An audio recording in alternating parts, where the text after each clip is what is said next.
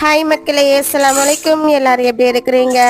இன்றைக்கு நம்ம ஹெல்த்தியான உளுந்தங்களி எப்படி பண்ணலான்னு பார்க்கலாம். அதுக்கு ஒரு கடாயில் கருப்பு உளுந்த நல்லா வறுத்து எடுத்து வச்சுக்கலாம். அது கூடவே கவுனி அரிசியும் வறுத்து எடுத்து வச்சுக்கலாம். அது ரெண்டும் சூடு ஆறுற கேப்ல நம்ம நாட்டு சர்க்கரையை நல்லா தண்ணியில கொஞ்சம் கரைச்சி எடுத்து வச்சுக்கலாம். இப்போ இது ரெண்டும் ஆறிடுச்சு. அதை நம்ம ஒரு மிக்சியில மாற்றி நல்லா பொடி பண்ணி எடுத்துக்கலாம். இப்போ பொடி பண்ண பவுடரை நம்ம கரைச்சி வச்சுக்கிற நாட்டு சர்க்கரையோட மிக்ஸ் பண்ணிக்கலாம்.